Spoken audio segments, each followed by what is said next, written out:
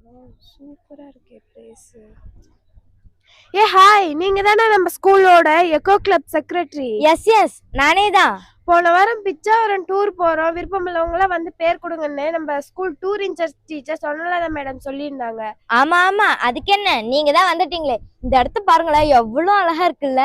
ஆமா, இந்த இடத்துக்கு வந்து நின்றோனே இந்த காத்து இதெல்லாம் வச்சு என் மனசு அப்படியே ஒரு குளிர்ந்துருச்சு.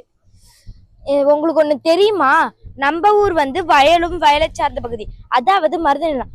ஆனா இந்த இடம் கடலும் கடலை சார்ந்த பகுதி, அதாவது நெய்தல் நிலம். ஆஹா, அப்ப நம்ம மருதத்துல இருந்து நெய்தலுக்கு வந்திருக்கோம்னு சொல்லுங்க. அட அது மட்டுமா, இந்த இடத்தோட சிறப்பு உங்களுக்கு தெரியுமா? இந்த இடத்தோட சிறப்பு எனக்கு எதுவும் தெரியாது, உங்களுக்கு ஏதாவது தெரியுமா? முதல்ல இது கடலா இல்ல ஆறா, அத பத்தி எனக்கு ஏதாவது சொல்லுங்க. வெரி குட், நீங்க நல்லா நோட்டீஸ் பண்ணிருக்கீங்க. இங்க வந்து அலைகளே வராது, அவ்வளவு ஏன் சுனாமி கூட வராது. என்ன, சுனாமி கூட வராதா? அதுக்கு ஆழிப்பேரலைன்னு பேர் இருக்கே, அது கூட வராதா? என்ன நம்ப சொல்றியா? நிஜமாதான் சொல்றேன், நம்ப அதற்கு கொஞ்சம் கஷ்டமா தான் இருக்கும். இத பத்தி நீ முழுசா தெரிஞ்சுக்கிட்டீனா சுலபமா உனக்கு புரியும். ஓ அப்படியா, சரி சொல்லு, கேட்டுதான் வைப்போம். அதோ பார்க்கிறோமே தண்ணிக்குள்ள தாவரம், அது பேர் தான் அவிசினியா தாவரம். அது வந்து அடர்த்தியான கடலோர பகுதிகள்ல வாழ்ந்து வளர்ந்து அது கடலின் அலைகளை குறைக்குது. அதனால நம் முன்னோர்கள் அதுக்கு ஒரு அழகான பேர் வச்சிருக்காங்க. நம்மளுடைய முன்னோர்களா? அது என்ன அழகான பேரு? நிறைய மரங்கள் இருக்கு, அடர்த்தியான காடு, அலைகளின் வேகத்தை குறைக்கிறதுனால அதுக்கு அலையாத்தின்னு பேர் வச்சிருக்காங்க. அடியாத்தி, நான் கூட ஏதோ ஃப்ரெண்ட்ஸோட ஜாலியா டூர் போயிட்டு வரேன்னு நினைச்சேன். இந்த டூர்ல இவ்வளவு விஷயம் இருக்கா? அதனாலதான் நம்ம தலைமை ஆசிரியர் பழனி சார் வந்துட்டு எக்காலஜிக்கல் டூர்னு பேனர் அடிச்சிருக்காரா? ஆமா, இதுல இவ்வளவுதான் விஷயமா என்ன இருக்கா? இன்னும் நிறையவே இருக்கு. நீ முதல்ல ஒரு கொஸ்டின் கேட்டியே, உனக்கு ஞாபகம் இருக்கா? நான் ஒரு கொஸ்டின் கேட்டேனா? எனக்கு அப்படி எதுவும் ஞாபகமே இல்லையே. ஞாபகம் வந்துருச்சு, இது கடலா இல்ல ஆறான்னு கேட்டேன். இது கடலும் இல்ல ஆறும் இல்ல. என்ன, இது கடலும் இல்ல ஆறும் இல்லையா? அப்ப என்னதான்பா இது? இது வந்து சதுப்பு நிலம். இந்த சதுப்பு நிலம் வந்து வெள்ளாற்றுக்கும் கொள்ளிடாற்றுக்கும் நடுவே இருக்கு. இததான் நம்ம பிச்சாவரம்னு சொல்றோம். ஓ, இததான் நம்ம பிச்சாவரம்னு சொல்றோமா? சூழ்நிலை. ஓ, சூழ்நிலைகள்ல இவ்வளவு விஷயம் இருக்கா? இது வரல நான் இதை தெரிஞ்சுக்காமலே விட்டுட்டேன்பா. இதுக்கு மேல நீ சொன்னோன்னு எனக்கு பல கேள்விகள் எழும்பியிருக்கு, அதை நான் உன்கிட்ட கேட்கலாமா? ஷூர், கேளு. எனக்கு தெரிஞ்சதை நான் சொல்றேன். ஒண்ணுமே இல்லப்பா. சரி, நான் கிளம்புறேன். ஒரு நிமிஷம். ஸ்கூல் பேனர்ல international day for the conservation of mangrove எக்கோசிஸ்டம்னு இருக்குல்ல, அதை பத்தி உனக்கு ஏதாவது தெரியுமா? ஓ அதுவா, நல்லாவே தெரியுமே. UNESCO international day for the conservation of mangrove ecosystem அப்படின்னு அறிவிச்சிருக்காங்க. யுனெஸ்கோ வந்து ஜூலை 26 மூலமா வலியுறுத்துறாங்க. ஓகே, இதோட நோக்கம் என்னப்பா? சொல்றேன் கேளு. மேங்க்ரோவ்னா அதோ தெரியுதுல்ல, அந்த காடை தான் குறிக்குது. அதாவது இந்த உலகத்துல மேங்க்ரோவ் மாதிரி இருக்கிற காடுகளை பாதுகாக்க வேண்டியதுதான் யுனெஸ்கோ ஜூலை 26 மூலமா வலியுறுத்துறாங்க. அலையாத்தி காடுகள்ல அலையோட பாதிப்பு மட்டும்தான் குறைக்குமா, இல்ல வேற ஏதாச்சும் நன்மை இருக்குமா? இன்னும் நிறையவே இருக்கு. சரி, நம்ம டூர் பேனர்ல இருக்கிறத படி பார்க்கலாம். சரி. Purpose to learn ecological importance with flora and fauna of Pichavaram. உனக்கு ஃப்ளோரா அண்ட் ஃபனானா என்னன்னு தெரியுமா? ஃப்ளோரா அண்ட் ஃபனா நோ ஐடியாப்பா. ஃப்ளோரா அண்ட் ஃபனானா ஒரு குறிப்பிட்ட பகுதியில வாழக்கூடிய விலங்குகளையும் தாவரங்களையும் குறிக்குது. நீ சொல்லும் போதே புரியுது, அது ஒரு சில விலங்குகளையும் தாவரங்களையும் தான் குறிக்குதுன்னு. என்னப்பா ஃப்ளோரா அண்ட் ஃபனானா ஒரு குறிப்பிட்ட பகுதியில வாழக்கூடிய விலங்குகளையும் தாவரங்களையும் குறிக்குது. சரி, நீ சொல்லும் போதே எனக்கு புரியுது, நீ ஒரு சில குறிப்பிட்ட தாவரங்களையும் விலங்குகளையும் பத்தி சொல்லுது. இது என்னன்னு உன்னால சொல்ல முடியுமா? சொல்றேன் கேளு.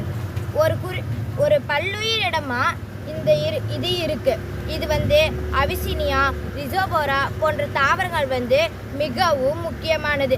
அது போக ஹெரான்கள், ஒபிம்பில் நாரைகள் போன்ற பறவை இனங்களும் இருக்கு. அது மட்டும் இல்லாம ஆலிவ் ரிட்லி ஆமைகளும் கூட இங்க இருக்கு. மேலும் நிறைய நண்டு வகைகள், இறால் வகைகள், சிறிய மீன் இனங்கள் போன்றவை கொண்ட பல்லுயிரிடமாக இது இருக்கு. நீ சொல்லும் போதே எனக்கு புரிஞ்சிருச்சுப்பா. இதுல குச்சி மாதிரி நீட்டிட்டு இருக்கல, அதெல்லாம் என்னப்பா? ஓ இதுவா? இதுதான் தாவரங்களின் மூக்கு மாதிரி. இது சுவாசத்திற்கு பயன்படுவதால இது நாம சுவாச வேர்கள்னு சொல்றோம். ஓ சரி, இதை பத்தி நானும் படிச்சிருக்கேன். அது தாவரங்களோட மாற்றுக்கள்ன்ற மிகச்சிறந்த பாடத்துல வேரின் மாற்றுக்கள்ன்ற தலைப்புல சுவாச வேர்களை பத்தி நான் படிச்சிருக்கேன்பா. சூப்பர், நல்ல படிப்பு போல. Very good. நீ எனக்கு நிறைய விஷயத்த சொல்லியிருக்க, அதனால ரொம்ப தேங்க்ஸ். ஓகே. நில்லுங்க. ஹலோப்பா, நீங்க பேசிட்டு இருந்தாலும் நானும் கேட்டேன். எனக்கு இதை பத்தி கொஞ்சம் சார் சொல்லுங்க. இது மேக்ரோ காடுன்னு நமக்கு தெரியும். அது போலதான் இந்த பகுதியில நீர் சூழல் இருக்கிறதுனால இத ஈரநிலம்னு சொல்லுவோம். இது ஆங்கிலத்துல வெட்லாண்ட்னு சொல்லுவாங்க. ஆஹா, நம்ம தெரிஞ்சுக்க வேண்டியது இன்னும் நிறையவே இருக்கு போல. காடுகள் அவசியம்னு நமக்கு தெரியும். அது போலதான் சூழலியலுக்கும் ஈரநிலங்கள் ரொம்ப ரொம்ப அவசியமா இருக்கு. அப்படியா? இத பத்தி இன்னும் சொல்ல முடியுமா? ஒரே ஆர்வமா இருக்கு. ஓ ஷூர், சொல்றேன் கேளு. உலக ஈரநில நாள்னு ஒரு நாளே இருக்குன்னா பாத்து. ஒவ்வொரு வருஷமும் பிப்ரவரி 2ஆம் தேதி உலக ஈரநில நாள் கொண்டாடப்படுது. இன்ட்ரெஸ்டிங். இத பத்தி வேற ஏதாச்சும் இருக்கா? ஓ, நான் முக்கியமான ஒண்ணு சொல்லவே மறந்துட்டேன், பாத்துக்கோங்க. ராம்சார் தலங்கள்னு கேள்விப்பட்டிருக்கீங்களா? ராம்சார் தலம் கேள்விப்பட்ட மாதிரி தான் இருக்கு, ஆனா ஞாபகம் வரல. ராம்சார் அப்படின்றது ஈரான் நாட்டுல உள்ள ஒரு பகுதி. அது 1971ஆம் ஆண்டு பிப்ரவரி 2ஆம் தேதி சூழலில் ஆர்வலர்கள் மூலம் ஈரநிலங்களோட முக்கியத்துவத்தை நம்மளுக்கு தெரிவிச்சிருக்காங்க. ஓ அப்படியா? அதனாலதான் நம்ம ராம்சார் தலம்னு சொல்றோமா? ஆமா, இந்தியாவுல ராம்சார் சைட் இருக்கா? என்னப்பா நீ இப்படி கேட்டுட்ட? மொத்தம் 91 ராம்சார் தலங்கள் நம்ம நாட்டுல இருக்கு. என்ன 91? அப்படின்னா நம்ம தமிழ்நாட்டுல எத்தனை இருக்கு? இந்த பிச்சாவர் உட்பட மொத்தம் 20 ராம்சார் தலங்கள் நம்ம தமிழ்நாட்டுல இருக்கு. முதல் மாநிலமா நம்ம தமிழகம் தான் இருக்கு. இதுக்கு நம்ம மாண்புமிகு முதல்வர் திரு மு.க. ஸ்டாலின் ஐயா அவர்கள் நிறைய முன்னெடுப்புகளை தெரிவித்திருக்கிறார். அது மட்டும் இல்லாம ஈரநிலங்களை காப்பாற்றுவதற்கு தன்னோட அரசு முக்கியத்துவம் வாய்ந்ததா இருக்கணும்னு பல திட்டத்தை அறிவிச்சிருக்காரு. அங்க ஒரு பிரகடனத்தையே அறிவிச்சிருக்காரு. ஓ அப்ப அப்படி சொல்லாத, நம்ம முதல்வர் ஐயா சுற்றுச்சூழல் ஆர்வலர்னு சொல்லு. கண்டிப்பா, அதுல என்ன சந்தேகம் உனக்கு? எப்படி சுற்றுச்சூழல் பாதிக்கிற பிளாஸ்டிக் கவர்களை குறைத்து மீண்டும் மஞ்சப்பை திட்டத்தை அறிவித்தாரோ அது போலதான் ஈரநிலங்களை காப்பாற்றவும் விரிவுபடுத்தவும் பல திட்டத்தை அறிவிச்சிருக்காரு. அப்ப நம்ம முதல்வர் ஐயாக்கு ஒரு நன்றியை தெரிவிச்சுக்கலாமா? நன்றி முதல்வர் ஐயா. மேலும் உலக மேங்க்ரோவ் காடுகள் தினத்தில் மேங்க்ரோவ் காடுகளில் மரங்களை நடுவதற்கு எங்களுக்கு வாய்ப்பளித்த தமிழக வனத்துறை தலைமை வன அலுவலர் உயர் திரு பெரியசாமி IFS அவர்களுக்கும் மற்றும் அனைத்து வனத்துறை அலுவலர்களுக்கும் எங்கள் பள்ளியின் சார்பில் நன்றியை தெரிவித்துக் கொள்கிறோம். நன்றி.